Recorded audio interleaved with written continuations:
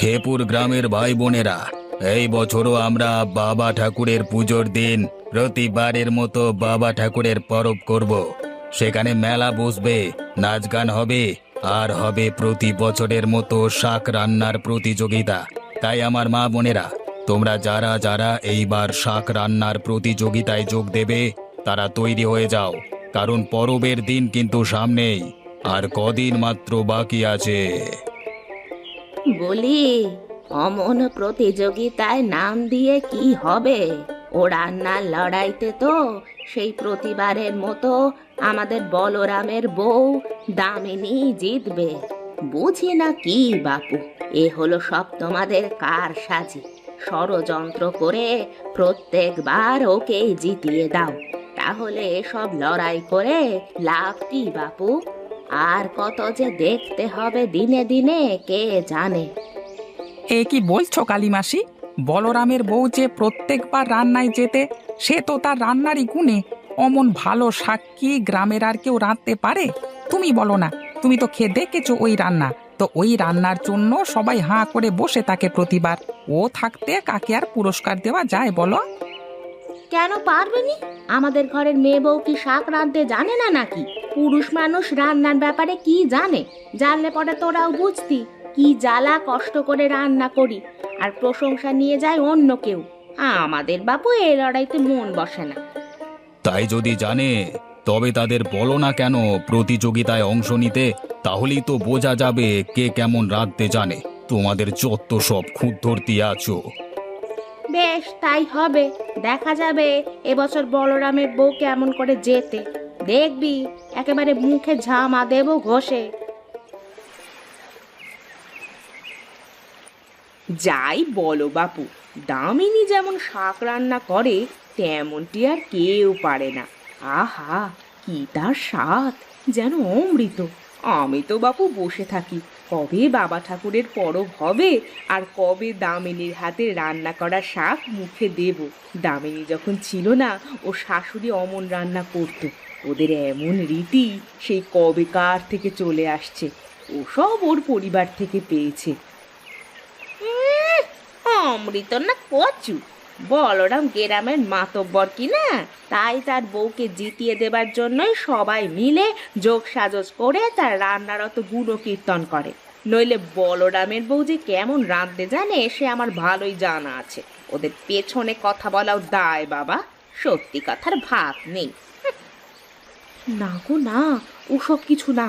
আসল খবর তোমরা কেউ কিছু জানো না। প্রতিবার পরবের প্রতিযোগিতায় দামিনীর রান্না যে অত ভালো, তার একটা গোপন কারণ আছে, সেটা কিন্তু সকলে জানে না। গোপন কারণ? সেটা আবার কি রে ছেমড়ি? ওদের ঘরের গোপন কোনো খবর কি আমাদের জানতে বাকি আছে নাকি? এমন করিস যেন আমার আর বয়স হয়নি। আছে গো বুড়ি, আছে। পরবের সময় দামিনী যে শাক রান্না করে, তার জন্য জঙ্গল থেকে এক বিশেষ লতা সে কুড়িয়ে এনে সেইটা শুকিয়ে মশলা বানায়। সেই মশলা রান্নায় দিলেই সে রান্না হয় অমৃতের মতো। সেই জন্যই তো দামিনী প্রতিবার জিতে যায়। ও ছাড়া আর কেউ জানে না সেই লতার সন্ধান। তার বাড়িতে এক চিনেমাটির বয়ামে সেই মশলা শুকিয়ে গুঁড়ো করে রাখা আছে। আচ্ছা, এই জন্যই তবে ওর এত দেমাক। আচ্ছা, আমিও দেখছি এইবার সে কি করে প্রতিযোগিতায় জেতে। আমিও দেখে নেব, এই কথা আমি বলে দিলাম। হ্যাঁ। ছি ছি ছি, ওরা যে কি কুচুটে, সে আর তোমায় কি বলবো দিদি। কি যে বদনাম করছে তোমার নামে, সে আর কি বলবো। মানুষ এত বেঈমান হতে পারে ভাবা যায় না গো। কেন বল দেখি ভাই, আমি তো তাদের কোনো ক্ষতি করিনি। তাছাড়া এই যে বাবা ঠাকুরের ভোগের রান্না, এর স্বাদ যে ভালো হয় সে তো বাবা ঠাকুরেরই কৃপা। ওরে, এই যে প্রতিযোগিতার রান্না নয় রে, এই যে বাবা ঠাকুরের প্রসাদ, সে যে কেন ওরা বোঝে না তা বুঝতে পারি না বাবু। আমার বাবা মনে এত পেঁচ নেই, ভালো লাগে না এসব ভাবতে। সেসব কি ওরা কিছু বোঝে দিদি? বলে এইসব নাকি গ্রামের মাতব্বরদের কারসাজি, তারাই নাকি ইচ্ছে করে বছর বছর তোমায় জিতিয়ে দেয়। বলে নাকি তোমার নাকি রান্নার বিশেষ গুণ নেই। বলে নাকি তুমি কি একটা জাদু মশলা মেশাও শাকে, যাতে সবাই হতবুদ্ধি হয়ে তোমার রান্নারই গুণগান করে। উমা, জাদু মশলা কি রে? সে যে বাচনি লতার হাতে তৈরি গুঁড়ো মশলা, ওই তো ওই বয়ামে সারা বছরের জন্য বানিয়ে রাখা আছে। এর মধ্যে আবার জাদুর কি আছে রে? এ তো আমাদের বংশের মশলা, সে কবে থেকে দিয়ে আসছে রান্নায়। আমিও তো তাই বলি, দিদি কি আমার জাদু টোনা করার মতো লোক নাকি? যত ওদের এলেবেলে কথা, নিন্দে করার হলে কাউকে ছাড়ে না। আমি পালিয়ে এসেছি, অমন নিন্দে কানে শোনাও পাপ। হুমা, দেখেছো, ভুলে গেছিলাম। দিদি, তোমার ঘরের থার্মোমিটারটা একটু দেবে গো? মনে হয় ছেলেটার বুঝে জ্বর হয়েছে, একটু মেপে দেখি জ্বর কত উঠলো।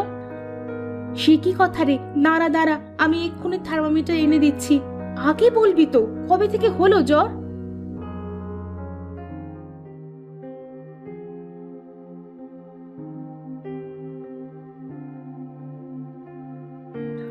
এই নে, শিগগির মেপে দেখ দেখি কত জ্বর এলো। কই, কোথায় গেল কি জানি বাপু? জ্বরটা তবে কি খুব বাড়লো নাকি?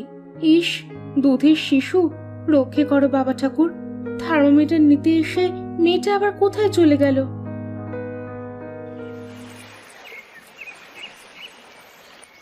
কি গো দিদি, পরব তো এসে গেল।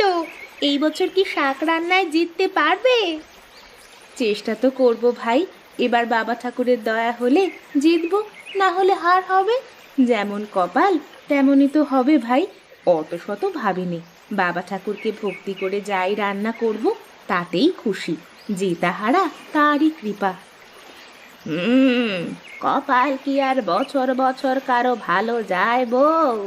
একবার না একবার তো তোমায় হার মানতেই হবে বাছা। চিরকাল একই বিধি চলে না হে, সবার একদিন দিন ঢলে যায়। সূর্য কি সব সময় পূর্ব দিকে থাকে? এই দুনিয়ায় সবই বদলাচ্ছে।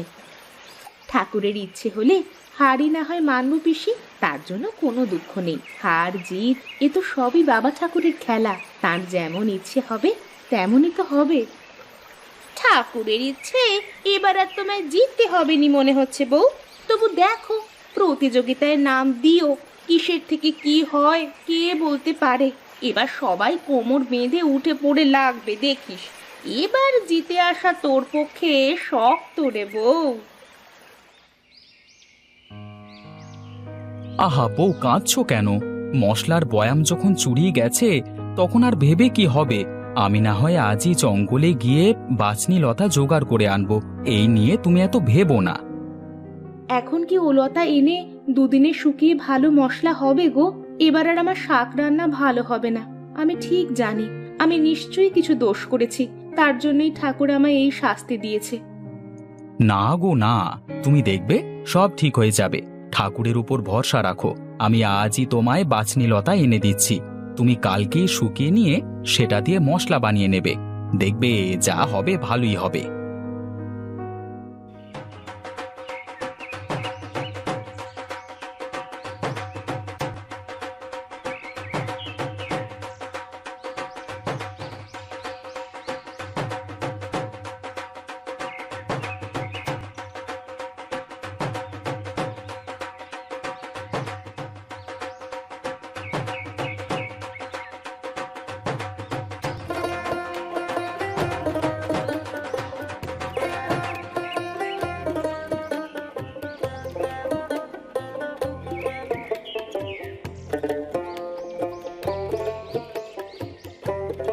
ভাইরা বোনেরা, আমাদের বাবা ঠাকুরের পরবে আজকে যে শাক রান্নার প্রতিযোগিতা হয়েছে, সেখানে আমার গাঁয়ের মা বোনেরা আজকে শাক রান্না করেছিলেন।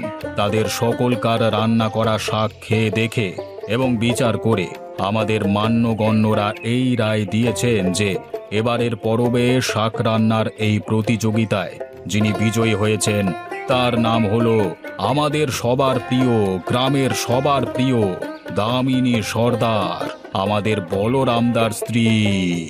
তার তৈরি করা শাক খেয়ে সকলে বলেছেন যে তার রান্না করা শাকই হয়েছে সবার সেরা। এই শাকের স্বাদ প্রতিবারের মতোই অতি উত্তম হয়েছে, যাকে বলে কিনা একেবারে অমৃত। এখন সবাইকেই একটু একটু করে বাবা ঠাকুরের এই শাক প্রসাদ বিতরণ করা হবে, আর দামিনী দিদিকে দেওয়া হবে আমাদের পুজো কমিটির পক্ষ থেকে এবছরের বিশেষ পুরস্কার। দামিনী দিদি, তুমি এগিয়ে এসে আমাদের কাছ থেকে এই পুরস্কার গ্রহণ করো।